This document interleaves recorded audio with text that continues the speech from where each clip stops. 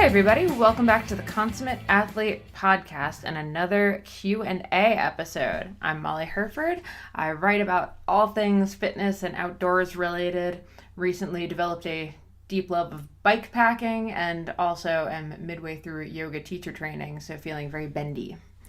And I'm Peter Glassford. I'm a registered kinesiologist and endurance coach. I mostly work with masters or age groupers, but I do a little bit with everyone depending on what they need, and especially if they need some movement help. I really like helping people with skills. So the last few weeks we've been getting ready for mountain bike season. A lot of people started doing that, and then in and out of the gym here. We're back in Collingwood after some time away for camps and stuff. So we've been working with some of the beginner intermediate ladies at the gym, and yesterday I had them doing all sorts of crazy balance work. So we're going to talk about whether you should do crazy balance work today and what that actually means.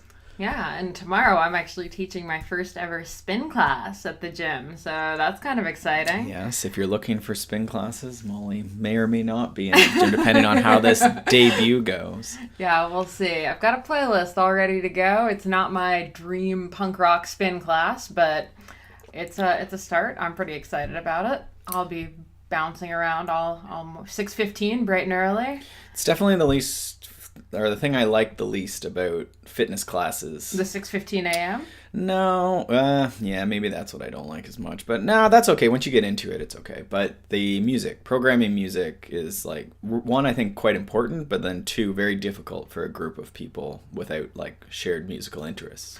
Yeah, so it might actually be better to program classes rather than picking like the focus to have, this is punk rock spin, as you say, and then you just would go to the class based on the music. Yeah, exactly. Like, I was talking to our friend Betsy, and I said I wanted to run like a 90 or movies of the 90s spin class where it's like straight up soundtracks. Like, we do the Clueless soundtrack one day. Oh, you're doing like complete soundtracks. Yeah. Or like themed classes, like hit movie soundtracks from the 90s, and you got some Clueless in there and some Lethal Weapon and whatever else. I think DJs would go well. Like I wish I knew a local DJ that I could just partner with, and we could you're basically paying for like a concert but also a workout, and but then it would be like we'd be back and forth because I'd have to like play off him and his DJ expertise with my spinning expertise. So as we say fairly frequently, if Jeremy Powers is listening, if J-Pow ever wanted to come, it'd be, we could make beautiful music, spin some tracks, so to speak. We could play off of the spinning of God. You're fired. Yeah. Actually, one of the only podcasts I have saved on my iPod, and it's not because it's like the most fantastic podcast in the universe. It's because my iPod no longer connects to my computer, is Jeremy DJing a set on a Cycling Jams podcast. With Cycling Jams? That's probably not even the right name. It was years ago. We're talking like 10 years old. Like it's like a podcast that you listen to get your beats. Yeah. So I might just play that tomorrow. Yeah, I guess. Boom, done. Anyway, I'm really chipper this morning. I went to 6:30 sunrise yoga, feeling pretty good. I woke up and installed sealant into our tires. And PSA, actually, everybody, check the sealant in your mountain bike tires. Well, any tires now. I was gonna get keen. I had to do some road bike repairs too, and I almost switched over to tubeless, but I'm not making that switch yet. Yeah, so anyone that's pulling their mountain bikes out of the garage for the first time all season, don't forget that stuff does, in fact, dry up. Yeah, or it's been used, right? Like, especially on more burly stuff, like if it's working, then it's working, right? So at some point you're losing a little bit in those as it seals. So that's a fairly specific example, but do we have anything else? Not so much. I'm halfway done with yoga teacher training. I'm actually going to be posting on the Outdoor Edit just a little bit about sort of where I'm at right now and what I'm getting out of it. I'm doing a piece for Nylon on things I learned about yoga through yoga teacher training. So that's kind of going to be an interesting one. As it turns out, being super flexible does not actually mean that you're good at yoga. It's pretty interesting watching the instructor like not be impressed by the super bendy people, and much more impressed by, the people that are actually like doing the movements properly / to the best of their abilities. Yeah, and I mean that's interesting because that's really a lot of the questions we have today are, is this good or bad? And it so often depends, right? Yeah. Like, should you stretch or should you foam roll or should you use low cadence drills are sort of a highlight of the topics today. And I mean, it sort of fits with that. Like, should you do this crazy yoga thing? And there's a lot of people where probably, it's not getting deeper into that. It's actually learning to control it. That's exactly what it is, because we have a few people in the class who are, actually hypermobile. So they go beyond the normal range of motion. And so that means, like, yes, at a glance, they look beautiful in the postures, but the instructor is constantly telling them to, like, they're not actually doing them right. Right. And you'd see that in, like, a plank or something or a downward dog. They could probably bend their elbows, like, past 180, like, past full straight. Mm-hmm. So it's actually, like, they'd be good candidates to do some bicep curls or some supinated pull-ups. Yeah, getting any of them to do pull-ups is... Anyway. No, but you see that, in cycling, I remember working with a young lady who's actually doing quite well now, and she is quite mobile. And so she would lock her arms out, and this is mountain biking. Yeah. And lock it out past 180. So those elbow joints are just, really getting exposed to a lot of stress, really. And risk, right? Like, if you crash like that. Yeah, obviously, if it got bumpy, she would start bending her elbows, but that was sort of her, like, hangout position. Like, sort of, when, you picture your mountain biker with the elbows out, sort of going down the trail or the road. Most people find sort of an end range ahead of that. But she was able to find, a place of resting and just hanging out on those tissues. And that's really what we're trying to not do is just hang out at the end range, where it becomes sort of bony or sort of tendon ligaments holding on. Yeah, exactly. So yeah, that's been just sort of an interesting learning experience for me. Well, so with that in mind, why don't we actually hit that first question? Well, why don't we say thank you to Health IQ? Little quick advertisement for Health IQ. It's life insurance. Active people like you and I. If you haven't gone and checked it out, they definitely support a lot of podcasts. And so even if you're maybe not in the market, but you're curious, you maybe just want to know, just go check it out. They have a really clean website. If you like websites, check it out. This is life insurance, by the way. They have quizzes. See if it applies to you, if you're healthy, how healthy you are. So it's maybe just go over. So that's healthiq.com/CA pod. All right, there you go. Yeah, and Wide Angle Podium. We should give them a shout. WideAnglePodium.com. Lots of good, mostly cycling podcasts, but there's some variety in there. There's Bike Shop podcast. There's what else is on there? Bit of Adam Meyerson sometimes if you're lucky. Yeah.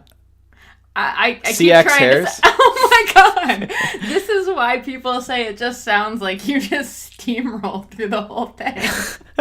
I'm waiting for you to throw in your favorite shows. I've been trying. Okay, what is it? CX hairs. Oh, okay. Well, apologies. That already got steamrolled over. So yeah, thanks, honey. Apologies to everyone for this last minute and a half, and also for me just claiming I really like CX hairs more than any other one. There's a lot of awesome ones. We Got to Hang Out is another favorite. They were also on our show. Oh gosh, almost a year ago. I'm pretty sad I'm missing Sea Otter. On that note, this will be the first year in like 8 years that I won't be out at that bike festival, so that's kind of a bummer, but yoga training calls, and I must go.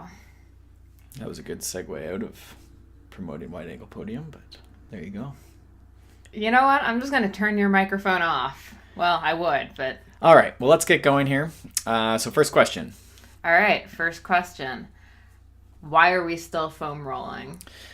Yeah, I was offended by this. I don't know if we need better curtains or, how do they know that we are foam rolling? I just want to Are they secretly foam rolling with us? No, I want to throw out that Peter thought that this said, why are you still foam rolling in a really aggressive manner? Well, and I was like, I'm in principle, I'm okay, but... But the exact phrasing of the question is, why are we still foam rolling? And I believe he means the collective we, not the royal we, not someone's looking in our window with binoculars and seeing Peter do that. Just as a people, we're still... I'd say the athletic community is still pretty pro foam rolling. Yeah, for sure. I think that's a fair statement. So why are we still foam rolling? So I'll try and we have a few questions like this. Again, it's sort of good or bad, and generally it's in the middle. Nothing is always good. Nothing's always bad. Obviously, there's some exceptions, but generally, things have an application, and for a certain person, and for a certain goal. So we'll just keep that in mind whenever you're sort of assessing, like, why are we? It might be that I like foam rolling, and maybe I have muscles that feel better, the keyword being feeling. I don't know if we necessarily even measure it, but after applying pressure with a roller or a ball, a massage ball of some type, perhaps I get some sort of relief in muscular tension, or things don't hurt as much afterwards, and so I see a benefit from it. Perhaps I'm able to relax after a workout or before bed by using the foam roller, or using again a trigger point ball or something like that. So for me, it might be quite a positive, but for someone who's never included it, is it achieving their goals, they're not injured, is there a rationale to include foam rolling? I don't know that we know that. I don't think so. I don't see why, with all the options we have for how to use our time, especially for busy people like the ones I work with, I wouldn't just randomly decide that someone needs to start doing that. Unless, again, they were someone with, some knee pain that seemed like it was, related to perhaps a quote unquote tight muscle or a sore muscle. Or someone who needed to sort of just chill out a bit, but isn't someone who's going to sit there and meditate or something like that, right? So I think there's maybe an answer in there somewhere. I think the other sort of thought experiment is, are you okay with massage therapy? Or going to a chiropractor for some sort of, ART styled, trigger point therapy. If you're okay with that, then it's an easier jump to think over to foam rolling or a trigger point ball, a massage ball, where then you're actually in control, and you might even be a better judge of how much pressure you need and exactly where you need, versus at least a lot of therapists. Some therapists are amazing and somehow find those spots and the right pressure, but not all. So I think the other way to think about that is, if you are okay and not questioning that, then you're probably okay with foam rolling in principle. Yeah, I think we can also say, kind of, I guess, the old school methodology of, here's the one foam roller, and here's, the two ways that you're rolling. And I mean, if you see this in the gym all the time, right? People who finish their workout and, feel like they should foam roll, so they basically just sit on the foam roller, and, that's about it. Yeah, exactly. And just kind of really low, there are just better ways to get use out of the foam roller, / even just using different types of foam rollers, different, like you were saying, trigger point things. You use the lacrosse ball a lot. I use the foam roller in a different way. I use it to open but I think my that's chest. I think that's the question mark. Is there's a lot of different things that we're grouping under this foam rolling, or self myofascial release perhaps is a bigger umbrella we could put on that. So basically applying pressure to some point on your body using another thing, which could, I think, include your own thumbs. Like self-massage is pretty much the same thing, right?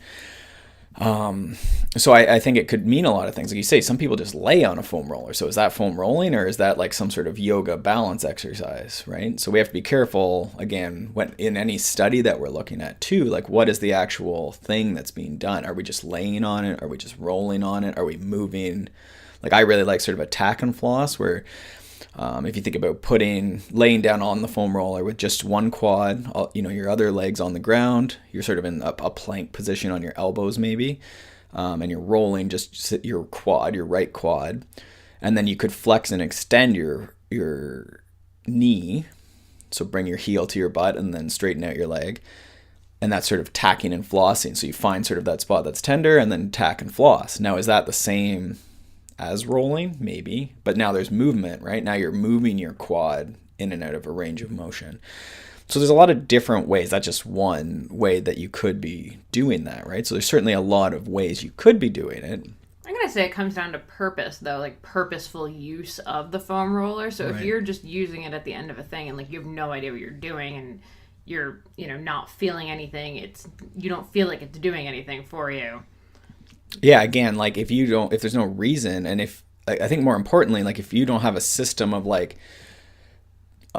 testing, I guess, if it's improving. If you still have an injury a week or, a month later and you're still foam rolling, for hours a day, especially, you'll start seeing people get pretty excessive with it. Beyond sort of like the recommendations are usually, 30 seconds, maybe up to, a couple minutes on a whole giant muscle like a quad and sort of rolling the whole thing, but maybe 20 seconds on a given spot.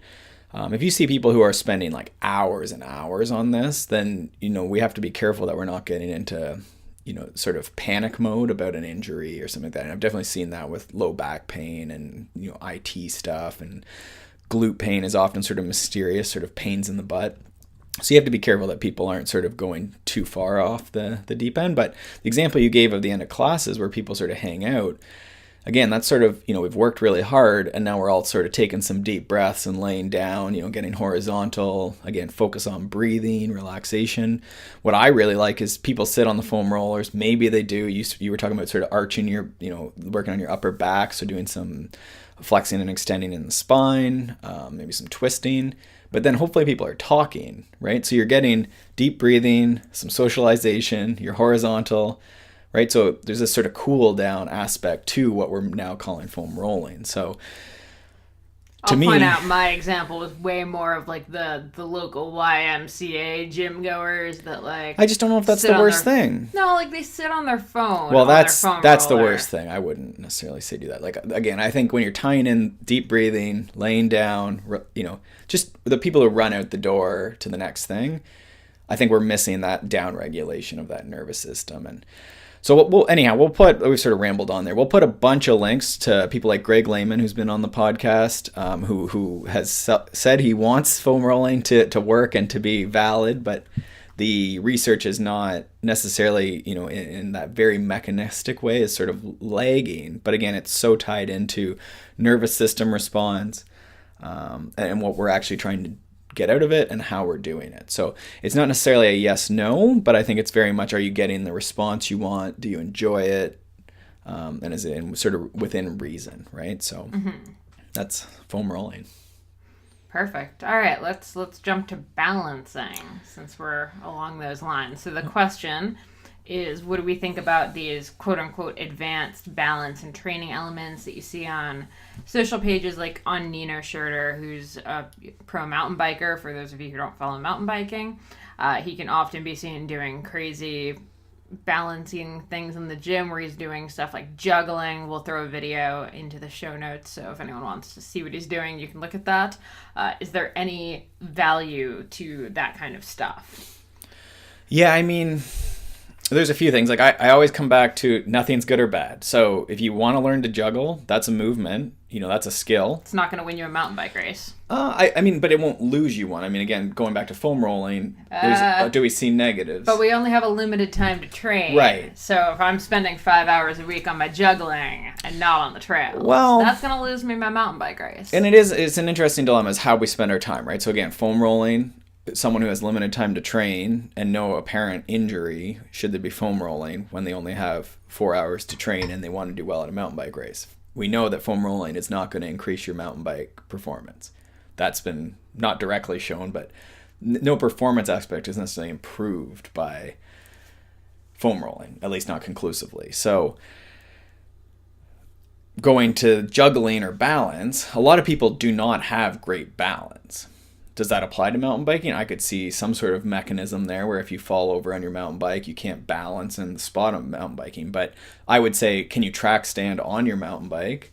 And then before we get to advanced, he did use the word advanced, can you stand on one leg and, pass something between your hands while you're standing on one leg? Can you stand on one leg and, do a one-legged deadlift type thing, an airplane, a variety of yoga maneuvers. There's a lot of things that we can include in your active warm-up. We're always doing leg swings and stuff like this. I've never been huge on sort of the balance platforms and stuff like that, but I think what I see is people who are generally pretty athletic and have mastered things like a lunge or, again, a one-leg deadlift, a squat, different things like that, sort of the basics of weightlifting and movement. They usually, if you show them a balance thing, they might be a little unstable standing on a Bosu for, a couple minutes, but if you give them 3 reps of it, by the end of it, they're quite good. So the people always want the like crazy flashy things they see on Instagram, but often if you actually like tried to stand on one leg and do like the airplane, I think everyone knows like a one-legged Romanian deadlift, airplane in yoga. It was Warrior 3 in yoga as well. A lot of people do not do that very well, right? Especially if then you do something like a twist or something like that while you're there, or you have to look behind you, close your eyes. Like there's so much you can do just in your general day, brushing your teeth, standing on one leg, calf raises, going up onto your toes. There's so much you can do. So I don't think there has to be advanced, but I think single leg work, unilateral work is very important. And then on your bike or your specific sport, doing balance and trials for cyclists, very important. Riding with one arm, no arms, 1 foot, Yeah. I mean, it should just be pointed out that Nino Schurter is like a tremendous basketball player and apparently juggler, but he's already conquered pretty much everything you can on the mountain bike already. And we'll link, thank you for including those links and sort of the context of the question, but a lot of the stuff isn't that crazy that he's doing. Like he juggles, but he might have already liked juggling, right? And he's quite advanced. And the Swiss have some like crazy things usually, and they're very, the Swiss ball comes from Switzerland, so they're somewhat biased in that, right? But if you look closely, the videos may be oriented in a certain way, but there's also, he's doing squats with quite a bit of work, right? So how much of that balance stuff comprises his actual training? It's probably a very, very small percent, right? But essentially he's doing like ab rolls. They have a crazy thing that's like a bicycle that you pedal with your hands that sort of rolls away, and you do like an ab roll, or I don't know how to explain that better. You sort of roll out to like a plank position, an extreme plank position. So it's kind of like a tiny unicycle that like pedals with your hands while you're on sort of your knees, although he might have been on his feet. It was pretty impressive anyhow. So it's all the stuff he's doing looks impressive, but he's also just a tremendous athlete, right? So the message I think for most of us is, keep progressing your standard movements, and all those gymnastics and things like that will keep progressing, right? Mm-hmm. Yeah. So don't stress if Nino can juggle and you can't. Yeah, and just keep the goal. The goal is a lot of times the distraction is we see something on Instagram and we want to go do it because it seems like crazy and cool, but then we lose sight of that actual goal, right? Which might just be pedaling a bicycle up a hill, without anything flashy, but we just need to get up that hill, and that's the goal for now. Yeah. Right? Like, I mean, I'm as guilty. Like, I've wanted to master handstands, and we're probably going on 6 or 7 years here, and I keep getting a little better here and a little better there, but I am not putting a lot of time into that, right? I think the fact that we've resisted buying a slackline is like probably one of my proudest achievements. I would love to be better at slacklining, but I also value my arms working, and so we don't do a ton of slacklining. Someday. It's weirdly like this really proud thing because you see it all the time and like all of the... No, we're the target audience. Yeah, like the hashtag van life, like Outside always has it in like the things you need in your van for camping, or like the 5 things you should definitely take camping, and slackline always comes up, and I'm like, maybe this will be the day I buy it, but I haven't so far, and I'm pretty proud. Yeah, so we'll include those links. I think, just keeping an eye on the goal. And there's some pretty smart strength coaches out there who are working with some quite high-end players, in the hockey and different team sports, and then also, I guess cycling and endurance sport, but a lot of times it's pretty fundamental, like the lunge, the squat. Yeah, once you actually back it off and just look at what movements are actually happening, kind of take away some of the crazy stuff around. Yeah, and that was like maybe 10 years ago, like that functional training, quote unquote functional, really just sort of meant crazy all over the place training, right? And I don't know, it's one of those things. The Coach Clance is one guy, we haven't had him on, but he has trained like some really high level hockey players, and his thought was, if you have to lift a barbell up over your head explosively, that's really, really heavy, and then you have to get out of the way because you screwed up, like that's really the best agility training, balance training, to pull it off or to get out of the way when you screw up, because the risks are high, right? Please don't try that at like the YMCA or your local gym. No, but his point was if you lift heavy weights, you learn how to move quickly, and you learn how to control and balance yourself, right? Yeah. So, Okay, perfect. Next question, and this is a pretty good one since up here where we are in Ontario, the trails are definitely not rideable yet on the mountain bike, but mountain bike racing actually technically starts in 3 days. So, mountain bike workouts on the trainer. Yeah, and I mean, I think this even applies to if you can't do, a perfect version of the workout you want to do or the sport you want to do. You're a swimmer, you're not at the pool. So we had Sheila on there a couple podcasts ago, and she talked about some band work and different things like that you can do not in the pool that are going to benefit. So specific to this example, it is pretty common in Canada, but you'll also have, if it's rainy or you're stuck in the city and there isn't great trails, or it's Saturday and, the trails are overrun with people, often happened in California, I remember. So we had to sort of start shifting to doing most of our mountain biking during the week in the area we were in, just so you wouldn't run into people, right? Or have to pause for people constantly. So I think the one thing I start having people do is going outside on their mountain bike, because I sort of had this realization last year, actually. A lot of mountain bike races, unless you're doing like a longer marathon race, like especially XCO now, is just, if you think about the amount of time that's on double track or grass or, paved starts, especially at the high end now. If you watch Fontana and Benelli's this weekend, and Fontana was last weekend. Ooh, yeah. There's a fair bit of open section on a lot of courses. A lot of just basically climbing on a grassy hill in your local park probably has like a similar grassy hill in a park. So I think when you think about, okay, well, I have to be ready, and there's all these different parts of a mountain bike race I have to be ready for. So there's a start. It's usually on pavement or gravel, like pretty high speed. There's going to be a couple grassy climbs of some type. Even, a technical course like Mount St. Anne has a bunch of grassy climbs. I know I have to be on my mountain bike, and I know my mountain bike tires have to hold air, and my brakes can't rub, and my gears have to shift and not shift into the spokes. I need to be ready to clip into my pedals at the start. I need to be able to stand up and do a bunny hop. So when I start listing those things that go into a mountain bike race, yes, the rock gardens and the technical single track, maybe that's going to be hard to get to, but how many parts of that performance could you practice in a local park using, a log you pull out of the forest, the little hill on it, the little start stretch on the driveway, parking blocks can be log hops, a couple cones could be corners, or just the trees in the park maybe, or simply just riding your mountain bike on a gravel path and hopping whatever you see on the trail, right?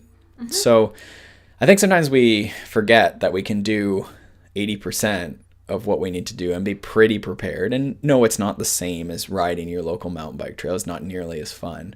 But neither's racing, so. Well, I mean, it's just what are you preparing for, right? So that's, I think, a practical thing to consider is how can you make your workout like that? If you had like a 3x10 you were going to do on the trail, maybe you have to do it maybe as like 30/30s on the trainer or on the gravel path or out on the road on your mountain bike. But I think getting on your mountain bike, just so you know that part of the day is taken care of, like your bike is working, mm-hmm. right? And if you're not new to mountain biking completely, like you'll remember how. And if you're in an area like we are, like very few people have had much mountain biking, so there's that too, right? Everyone's a little nervous at the first race. Yeah, I mean, I think we'll add the caveat of get out on your mountain bike at least once before you race it. Not necessarily on trails. And it's hard. People work and weather's crummy. But back to that, checking the tire pressure and sealant and all that. Don't make your first mountain bike of the year your race. Yeah.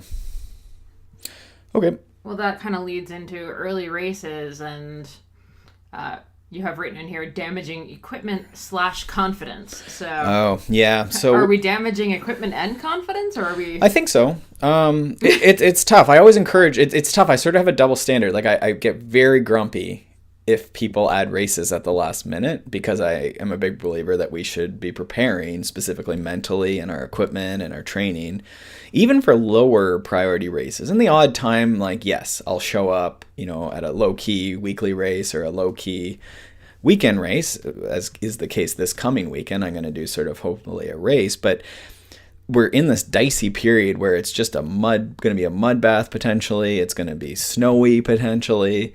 The trails are barely ready. And so you sort of have to weigh, especially a lot of people have new bikes in the spring, and then the conditions, like this past weekend was below freezing, and people are doing gravel race, and it's muddy and it's sloppy and windy and it's cold and you're wearing so much clothing. And so if that was like your key race, then you should be ready for that and go and do it and perform and be ready, because you probably knew that those spring races likely are going to be sort of epic spring classics, and that's fine. That's your goal. But if your goal is in June or July, and this is like a C priority race or just a prep race type thing, you were hoping to get on the trails, the mistake I think people make is they trash their bikes. Like, I don't know how many derailleurs went into spokes, and the whole drivetrain's gonna have to be redone because it got all iced up, and then derailleurs are bent and frames get cracked, or like, just massacred from like stuff getting into the wheel and just hitting the frame. And then the confidence gets shot because you have a crummy race, right? Or you feel like butt because it's windy, below zero, you're wearing so much clothes, no one's eating or drinking, but it's a 3-hour race. So it's one of those things that you sort of have to make. It's almost a game day decision, as much as I hate that, to just, is it worth it today? Is it worth the cleanup, the expense? Maybe it is. If you're a Spring Classics rider and you're prepared for that and you have all the key equipment and that's how you're going to spend your equipment, that's great. But that's been sort of a thing I've seen a lot of, is sort of that game day decision of, is it worth it, right? Yeah, I think pinning any kind of confidence boost or drop on any kind of early season racing is a mistake a lot of people make. Because, on both sides of the coin, it's a bad thing. Because if it's early season and you do really well, sorry, but that might be because a lot of people made the game day decision to not go. Yeah, and a lot of these races are not high-level races, right? Yeah, or, you might have, pushed yourself a little harder than everybody else, but, now you're going to be busted for 3 weeks of recovering or whatever. So don't go into it looking for that boost in confidence. And at the same time, if you go into it and it doesn't go well, it shouldn't wreck your confidence for the whole season for those exact same reasons. You've got weeks before your race, Yeah, they're sort of shakeout races, right? Like they are sort of the practice races or training races. I don't really like the phrase training races, but really, that's what I'm going into this weekend, is I'm hoping Saturday to get a hard mountain bike race in. And my only goal is to, go for the whole shot, because that's always sort of my training objective in especially lower key races, because I'm not great at it. I was going to say, because it doesn't happen in the big ones. No, but just, and to me, that even the whole shot is just make the start 5-10 minutes really hard. So that's a training goal for me. And if it's a really hard 5 or 10 minutes, it's not really hard to make a start. So I achieve that training objective, and then just go through the motions of a race, right? Fuel myself, dress appropriately, jump some giant logs that other people don't jump, because this race has big logs, which will be sweet. Do some good skids, get some air, and the result, especially in this one, doesn't really matter, right? It's just put in a good training effort.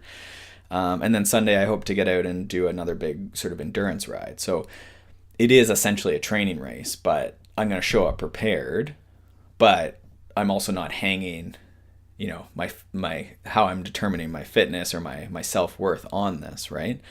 It's just sort of informing, I guess, how things are going, where legs are at, and shaking out the bike and stuff. Mm-hmm. I think that was some good points there around sort of the confidence and sort of the goal of the race, especially when you're new to stuff. I've seen that, we were just on a camp with some younger athletes and moving up a category. A lot of people have moved up to a new category, even in your age groupers, to an expert. Right.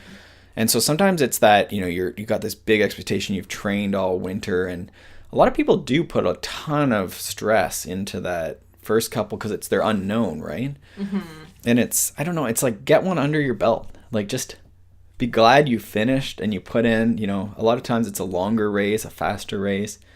So to me, that's success, right? And so it was interesting having some conversations around that, just no, this race went fine. There's no one expected you to win, in your first expert race or your first whatever race, right? You got to get some under your belt. Mm-hmm. I always use the analogy like some of the younger pro men who come in and they expect after like one winter of training to be like winning.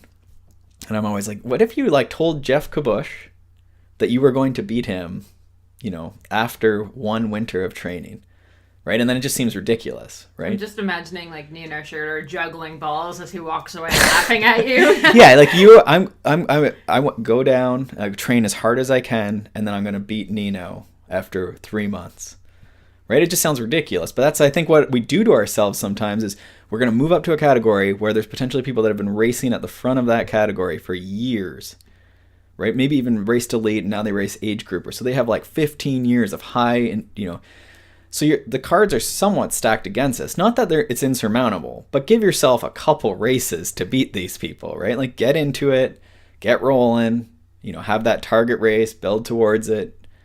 And then you can, put them all on the table, but get some in the bank for sure. All right, moving on. Yeah. Personal favorite topic. The question is, can you talk about any science or evidence for low cadence work or muscle tension in regards to climbing on a bike? Could this be replaced with better gearing to allow for increased cadence? I will say I am hugely biased, and my first response was, why would you increase cadence on purpose? But I have a terrible natural cadence. So again, we'll put a bunch of links. This person should probably look into quadrant analysis. Is a tool they may find interesting, especially if they have any sort of mathematical leanings. I always find it quite confusing, but it is a very good tool. What is quadrant analysis? Quadrant analysis basically takes all your power data and then also all your cadence data, and it clusters it into 4 quadrants. So there's low cadence, low force, low cadence, high force, so high wattage, like high, you're pushing down really hard, but at a low RPM. And then there's high cadence, high force. So that would be like a higher cadence, but pushing hard. And then high cadence, low force, so just spinning easy. And the classic example is like spinning in a group, drafting, where you're just sort of moving your legs, but my quadrants would have none in that bottom one. And the interesting thing about quadrant analysis is it's relevant to your threshold power, and then also you can adjust sort of what low and high means. And that's ultimately, again, nothing is good or bad. That's sort of our framework for today. So Molly tends to pedal with a relatively low cadence. But that doesn't mean that she can't pedal at 90 RPM, but her averages usually are on the low side. And that comes from a bit of triathlon background, a bit of... a dad with really low cadence and ride with him. 100%. You rode around people with lower cadence. And then also, your frequency of training for cycling often isn't as high. But you also came from cyclocross, which any off-road discipline tends to be a little lower. And then also just certain people are slower, we'll say slower twitch, that's not what I mean, but slower, they don't move quite as fast. And this is all relative terms. So for Molly... You can tell that I'm just like glaring at him. So Molly, say she averages 75, which is, in cycling terms, relatively low for an experienced cyclist. Most cyclists do trend towards that classic sort of 90 RPM. Not that 90 RPM is the best. But this is sort of the heart of the discussion is Molly has trained this for years and years and years and somehow makes it work in most situations. She's racing crit races this year, so we're going to see how she deals with accelerations, but she also may be fine. Like she may be able to accelerate that gear and stay on wheels, and she may compensate with her tactical understanding of the group or whatever, right? So people figure out a way.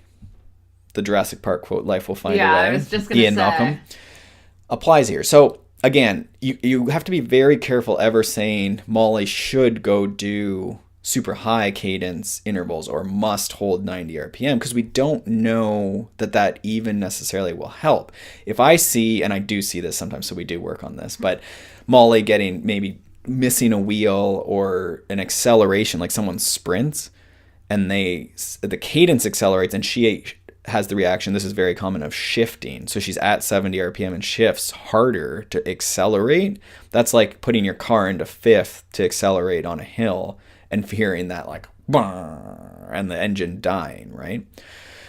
So there's some skill of shifting in there. But again, I don't know how much of that is your ability to pedal faster versus the skill of shifting. You may very well just figure that out, the order of the shift versus the cadence acceleration. Mm-hmm. So again, there might be more tactical, technical aspects to work on there. So again, we're getting to our foam rolling debate where it's not as simple as low, good, high, bad, or vice versa. Mm-hmm. So where do we go from here? Basically, my read of the question and listening to you talk, my suggestion would be, if the guy really hates low cadence and finds it despicable enough to ask for like scientific evidence to like prove that he absolutely has to do it, I'd say he's probably better off not really doing it, or at least not stressing about it. I'd say, yeah, shifting to a better gear to maintain the higher cadence. So I think he's brought up a valid point. So there's a couple elements here. A, your theory is if you don't like it, you don't have to do it. Not 100%, but just generally it depends, sure. Though. If we're a recreational cyclist and we just want to go out every day and there's one mean hill, then put an Eagle cassette on your bike, get a 50 massive thing on there, and spin up that climb and then go about your business. If you don't care, if it's more about the feeling or just getting up the hill, sure, you could definitely do that.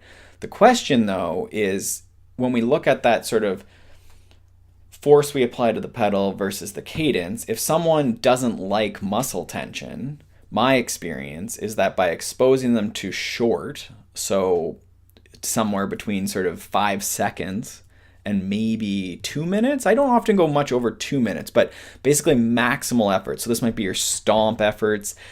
Getting towards a muscle tension intervals tend to be in that sort of 6 to 8 range for minutes or even longer. And that to me is getting more moderate intensity.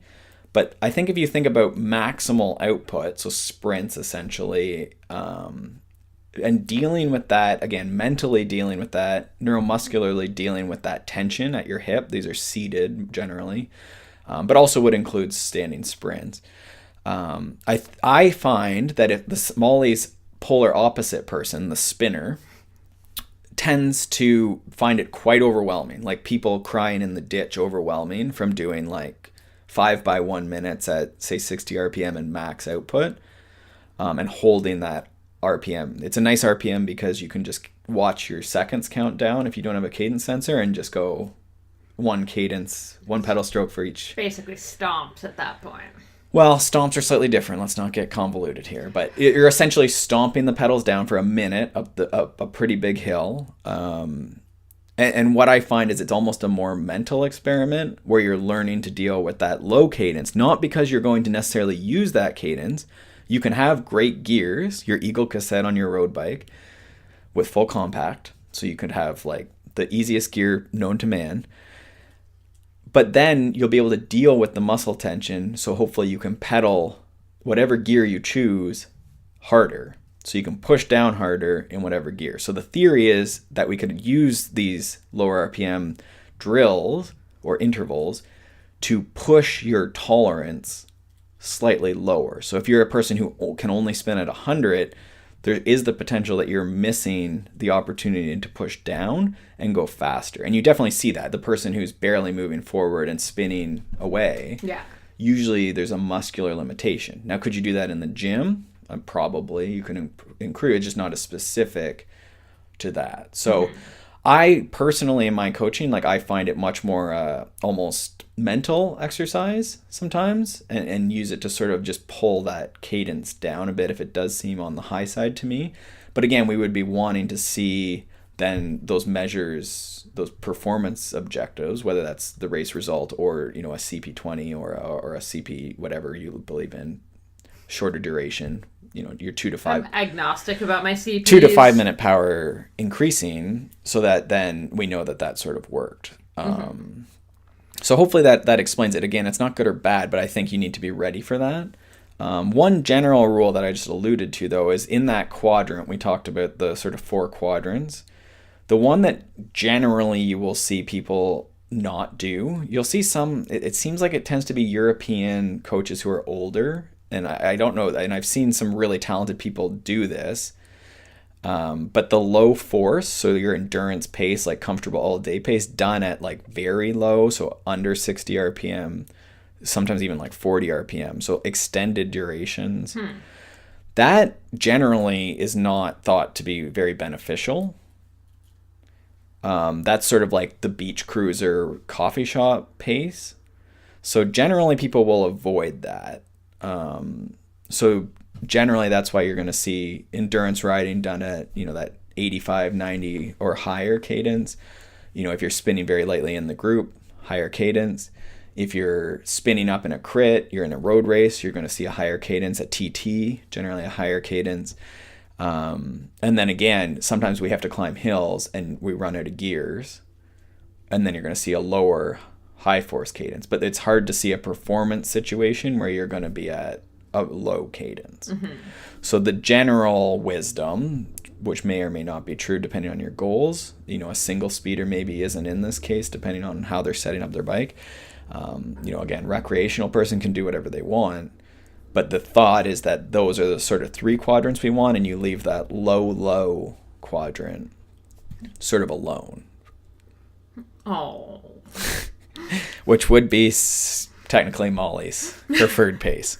It's my preferred quadrant. I love that quadrant. Okay. So hopefully that is something. Perfect. Okay. Let's hit this last question here. We have someone who's moving up from a century ride to a 175-mile ride for one day. I don't know. Sorry. Apologies if I say he or she incorrectly on this one. We could use they. They say they're comfortable training for and feeling properly for a century ride, but are a little freaked out by the idea of almost doubling that. So they have till August to get ready for this. They're thinking it's going to take around 13 to 15 hours, and so correct in saying that's a long time to be in a chamois. So they want some fueling tips, some general, I guess, training and comfort tips. So this is sort of right in our wheelhouse, I guess. Yeah. Why don't do you want to do any? Yeah, I'll hit it first. Obviously, saddle choice is extremely important the longer your duration. So I assume you already have a decent saddle because you're doing 100 milers. So that's a positive. As far as like long time in the chamois, yeah, definitely is. So make sure you're starting with a chamois that's, you know, not old and haggard, is definitely washed properly, all that fun stuff. But the other thing is, I don't know if you use chamois cream yet. I assume most century riders, I feel like, do. One thing I've seen for longer distances like the 175 is actually to carry some with you. I know Chamois Butter has individual size packets. So I'm a fan of maybe just having one in your pocket. So midway through, because you're probably going to have to get off your bike and use a washroom at some point in time during that event. So I would reapply once or twice. You know, not a ton. Don't like slather it on like crazy, but that'll, you know, kind of ease some of the skin issues you're going to have. But a distance like that, that's where stuff like standing every couple of minutes, even from the very beginning, is going to be really important for comfort in general. So every couple of minutes, even if you're not on a hill, just stand up, get some air in there. Well, just changing position. Yeah, get some blood flow. Even hands, right? Yeah, blood flow back. Your hands are going to be less inclined to go numb. Your feet are going to be less inclined to go numb. Your back's going to thank you, especially, you know, if you start doing that at mile 1, by mile 160 or whatever, your back is going to be a lot happier than if you'd stayed completely stationary for the first 70 miles or so. So, yeah, just trying to kind of keep that movement going in. As far as fueling properly goes, that's such a long day. I think one of the biggest things you can do is make sure you're either okay with a super, you know, one track kind of diet for that day, or that you have enough variety to kind of get past some of those, like, oh, I just can't do another gel kind of situations. Luckily for longer rides like this, you can generally do more of like bars, even some like jerky to break things up. And, you can really get a little crazier with your food because you're probably not, really taxing your heart rate or digestive tract that much. Yeah, I mean, I think you are sort of in that thing where you need to find something you tolerate, but then you need to be ready to sort of provide some sort of novel food that's going to excite you about eating, especially if you're not someone who can just sort of down, some sort of endurance fuel a lot of the time. But that's, you're an experience, if you've done century rides, I assume that's rides, not just maybe one century. But in any case, you must have some idea of what generally works for you. Within sort of those rules of thumb, they mention fuel your ride so that you'll be able to sort of look up a lot of those nutrition rules of thumb in that book. That's right. I completely missed the fact that they plugged my book for me. Right. Fuel Your Ride has a lot of stuff in here. The other thing I was actually going to suggest is I never did this when I was a century rider, but I did it in Ironman, is the bento box on the bike. So when I was doing centuries with my team, I would just cram a bunch of stuff in my pockets. But then for Ironman, we both had bento boxes just on the top tube, and that gives you a little more space for snacks. It makes them easier to reach. So if you're someone who's, maybe not so good with like getting the stuff out of your pocket, that's great. And also you can just have more variety in there because you have a little more room. Yeah, I mean, in triathlon, the thing is you don't want to have to fill your pockets. But depending on what you have, whether you're self-supported on this, that may be. I guess that's a good question. Yeah, I'm not sure how self-supported this is. It doesn't say. A lot of people who do these long rides do like the bento box, especially on the road, right? The mountain bike stuff seems a little crazy to me to have it on the top tube like that, but a lot of people use it for even things like Leadville and stuff, and yeah, it's just easier, to get the food out. And to pick what you feel like eating, right? If you can kind of like open the bento box a little bit and be like, okay, I want the jerky now, not the Cliff Bar. Mm-hmm. Grab that, and you're not just kind of like reaching in your back pocket and aiming for whatever. I think, this from centuries, but starting to fuel and hydrate early and often versus waiting till mile 75 to get started. Mm-hmm. Yeah, and it's August, so it'd probably be pretty hot too. So making sure you're training in the heat as best you can. I think the biggest worry seems to be more around just the fact that it's almost double the distance. But I will say, I think, everyone that's ridden kind of thinks about this. When you first go from 20 miles to 40 miles, it seems insurmountable, but you do it. When you go from 40 to 70, seems insurmountable, but you do it. 70 to 100, insurmountable, but you do it. As you get better and better riding, if you can do a century and, you're finding that not a massive challenge, honestly, 175, I bet you're going to be fine. Pacing might be the only other thing I'd think about. Yeah, just being a little conservative. Yeah. But you're right. I mean, the difference, you're so aerobic already in a century. So if you finish that, without just, going straight onto IV fluids and having to be carried off the finish line, it's really just a little bit more conservative, saving a bit for that second half, making sure you're, as you say, fueling early. It'll be slightly less intense, but it's really not, the intensity difference isn't that big between the two. Mm-hmm. So it's just being careful with that. The last thing I'll say is plan to eat more than you think you're going to eat. I know my mistake I'd say I made in Ironman this August was I brought the food that I thought I needed for the bike, and when I still had about an hour to ride, I was on my last gel. And I was thinking like, oh crap, I should have brought another bar or another gel or something. So, you might be hungrier than you expect to be. So just kind of prepare for that in terms of the fueling. Mm. So yeah, that's my thoughts, but you've got this. Yeah, I think that's probably it. I mean, there's a lot of talk around the mixed carbohydrate and stuff too. So I think just having sort of a mixed source of foods, which I assume they're doing, but not just one type of sugar. Yeah. just to try and decrease that gut load. But again, if you test that in a couple training rides, the one thing, like I've had a bunch of people do Dirty Kanza, which is up in that 200-mile range. And a lot of what they do, you know, because they're normal people with jobs and stuff, so they'll do weekend blocks often. So do like a Friday night ride and then up early and do a big ride Saturday and then build towards doing like another big ride Sunday. And so what you end up is, you know, if you sort of time those rides relatively well, you know, and Friday you maybe go out and do whatever's, I don't know what's reasonable on a Friday night, but say, what's 60K?